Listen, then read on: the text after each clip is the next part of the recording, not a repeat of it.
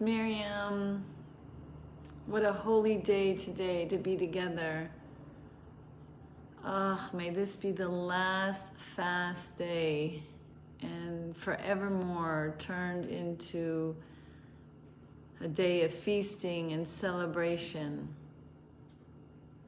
For years I've been giving this Bais Hamikdash class over and over again, and every year as I study the details of the Bais Hamikdash all over again, it helps me have daily reminders, helps me have daily messages for how to get to the inner essence of our soul, as if it's like a roadmap, step by step, looking at each particular component of the way the setup of all the artifacts, as well as where they are exactly placed along another artifact. Also showing us the step-by-step process to having that inner sanctuary for us to be the best that we can be on a daily basis. It's been a while. We've been going through a little up and down challenges as the corona is still kind of in its effect. People are still in isolation, many different places around the world. And I always thank Facebook for the opportunity to reconnect here and be together. Today, I hope the messages of the Bais Hamikdash cries out to you. I hope the messages that we're going to learn today will affect your day-to-day experience with living your best day and living the day that will be full of light, full of holiness, full of the best you. We know that each part of the Bais Hamikdash actually represents our part of our body as well. I wanted to start with this first, since, very interesting at how we're going to look at the different components and see how it's related to our actual body and how to use it right, as well as how to access our soul. So the menorah and the table represents our two eyes.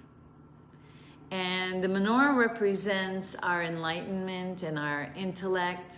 And the eyes actually represent how we see things with our mind's eye. And we are taught that actually Hashem's eyes rove to and fro the earth. And the question is asked, God has eyes?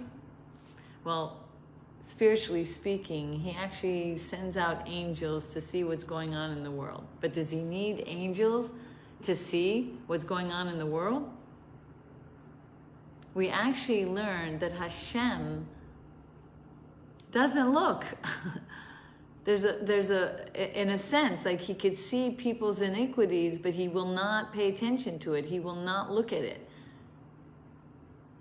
Just like we remember the teaching of the Torah when the nakedness of Lot and the two sons just did not look back, to not see his nakedness.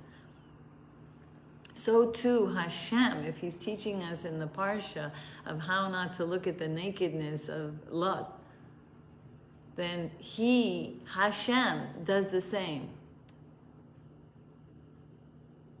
So the lesson for us is to see where in our life, when we see things that other people do, that we may be able to see it with our physical eyes, but how can we not see it?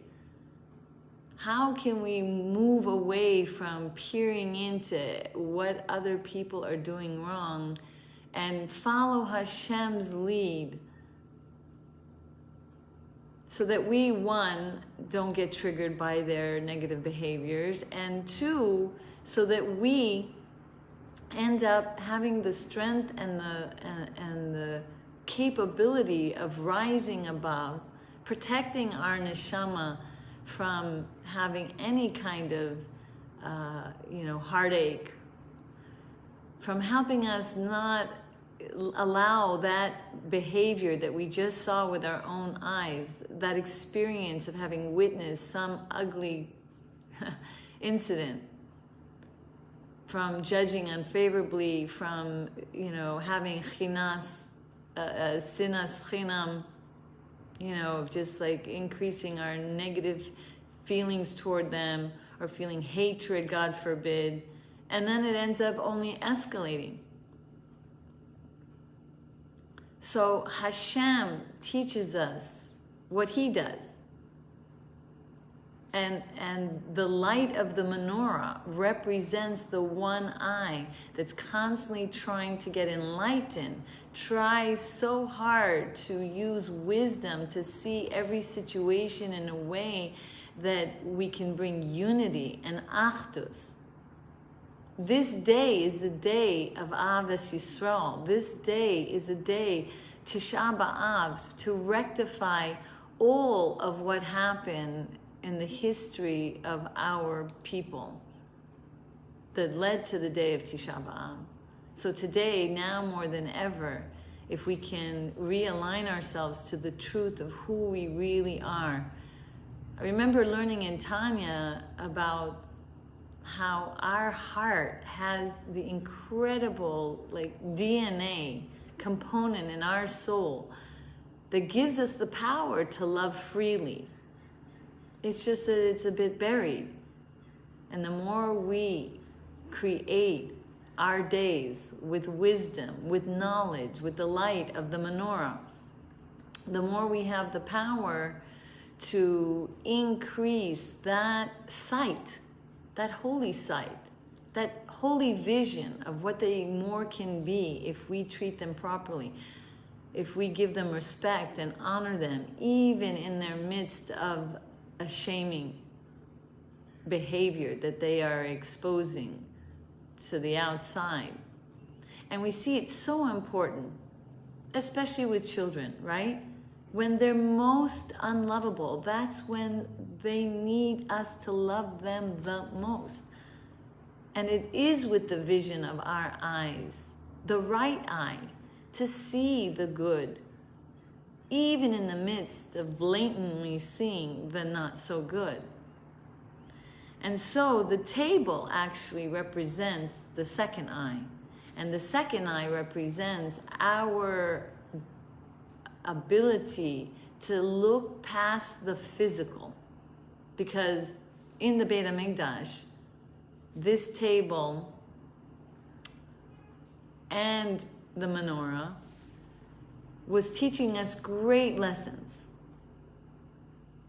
If you understand what happened during the Beit Hamikdash times, they would bring, by baking these amazing 12 loaves of bread. And these loaves of bread would stay the whole week fresh. And then the Kohanim would get a little piece of it. And this experience of the little that they got actually satiated them. It was like a miraculous bread, more than maybe the manna from Shemayim. Because whatever little they got really satiated them, and they didn't have to feel like they have to eat more and more. So when we're thinking about our eye, and we're thinking about seeing the vision of the reality of the physicality around us, we're trying to get in the habit of the Kohan Hagadol and all the Kohanim that partook of this bread, that we need to look at the spiritual essence behind everything that we're doing, whether it's eating, being satiated with the portion that our body needs to be able to function and continue giving us the strength to serve Hashem that day. Whether it's to see the reason for my existence and partaking of this physical reality, whether it's the food, whether it's the clothing, whether it's anything in the physical. So our eyes have to be on the ball. Our eyes have to constantly see, what can I do? What can I engage in my life so that I can be enlightened? And where can, with the other eye, see when I'm engaged in the physical world, to be very careful not to over-involve myself in the physical that will take me away from the spiritual. Because if we're running around always attaining the physical, there's just barely a little time left to enlighten our eyes with the spiritual. And there's a fine balance.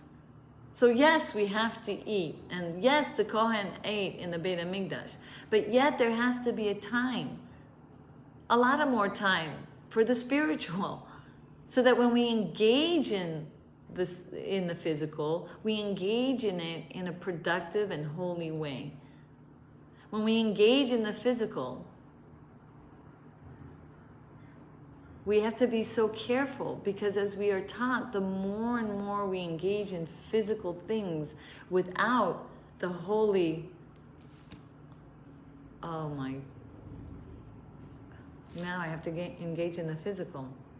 I got a message this morning that there's going to be a delivery today on Tisha B'Av, and I'm seeing through the window that yes, they're knocking on the door, so we're going to have to take a few seconds of a break. 1 second. I think I'm going to finish this and then start, or I don't know, I wish I knew how to put these things on hold. But okay, I will get back to you.